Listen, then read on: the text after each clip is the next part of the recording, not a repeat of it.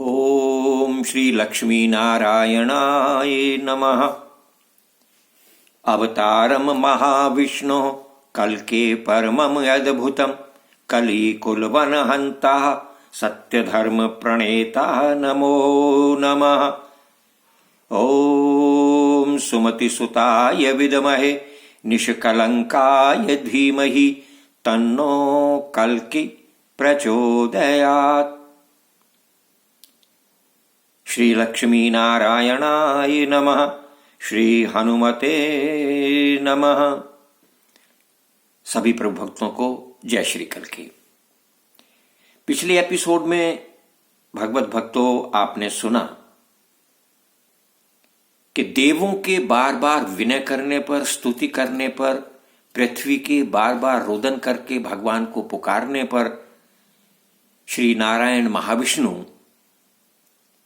पृथ्वी पर अवतार लेने के लिए प्रस्तुत हुए और वे श्रावण के मास में संभल ग्राम में रहने वाले एक अत्यंत भगवत भक्त ब्राह्मण श्री विष्णु यश और माता सुमति के यहां प्रकट होने के लिए आतुर होकर चल पड़े। देवताओं ने वहां हर्षित होकर प्रभु के प्रकट होने का उत्सव मनाया और यही परंपरा पृथ्वीलोक पर भी शुरू हो गई। भगवान माता सुमति के गर्भस्थ हुए हैं। कवि ने लिखा है कि जा दिन ते हरि गर्भई आए, मातु पितहि मोद मन छाए, संभलपुरी सुहावनी पावनी, इंद्रपुरी सम सुर मन भावनी, रिद्धि सिद्धि अणिमादिक आई, सुख संपत्ति सकल तह छाई, जगतपति जागृह अवतरी हैं, तापर स्वर्ग रूप स्वयं हरि हैं। अर्थात जिस दिन से भगवान माता के गर्भस्थ हुए हैं उसी दिन से चारों ओर मंगल छा गया है। माता पिता सदा प्रसन्न मुख रहते हैं, उत्साहित रहते हैं। यहां तक कि संपूर्ण ग्रामवासी आपस में बड़ी मैत्री भाव से रह रहे हैं। ये जानकर कि प्रभु ने मानव धर्म में वास किया है, सरसरिता शैल समुद्र समस्त स्थावर जंगम देवता और महर्षिगण अत्यंत हर्षित हो रहे हैं। चारों ओर शीतल मंद सुगंध बयार बहती है। देवतागण जो विप्र रूप में थे भगवान विष्णु का यशोगान करते हैं, गंधर्व संगीत बजाते हैं, अप्सराएं नृत्य करती हुई अपना आनंद प्रकट करती हैं।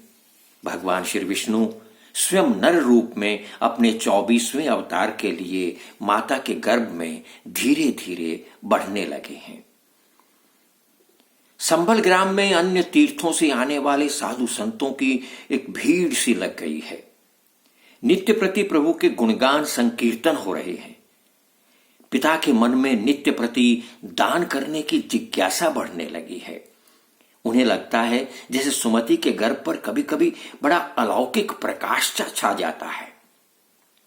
भगवान को जो आना है उस ग्राम में तो अलौकिकता होनी ही होनी है।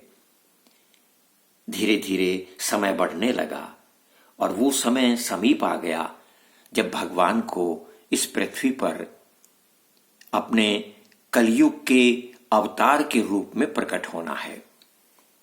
श्री कल्कि पुराण की भूमिका में लिखा है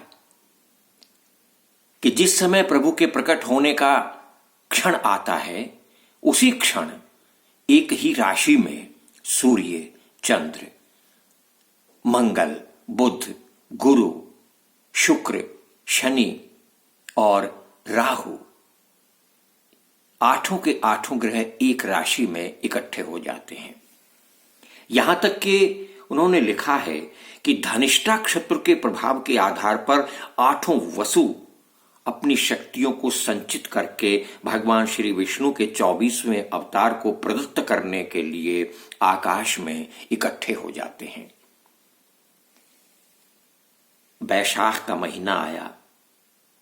शुक्ल पक्ष की परम पावनी प्रभु की प्रिया द्वादशी तिथि आई और श्री कल्कि पुराण के प्रथमांश के द्वितीय अध्याय के 15वें श्लोक में भगवान श्री वेद व्यास जी महाराज ने लिखा है कि द्वादश्यां शुक्ल पक्षस्य माधवे मासि माधवः जातं दद्रश्यतु पुत्रं पितरौ हृष्टमानसौ। सूत जी कहने लगे, हे ऋषियों, वैशाख मास के शुक्ल पक्ष की द्वादशी तिथि आई, गोधूली बेला की परम पावनी बेला आई। भगवान श्री विष्णु अपने 24वें अवतार के रूप में संभल ग्राम में माता सुमति के गर्भ से प्रकट हुए और माता पिता दोनों ने भगवान के उस अलभ्य अगोचर चतुर्भुज रूप के अपने नेत्रों से दर्शन किया है। इस प्रकार भगवान श्री महाविष्णु के कलयुग में होने वाले 24वें अवतार संभल ग्राम में प्रकट हुए। आज केवल इतना ही। आगे की कथा अगले एपिसोड में आपको सुनाएंगे। जय श्री कल की। जय श्री।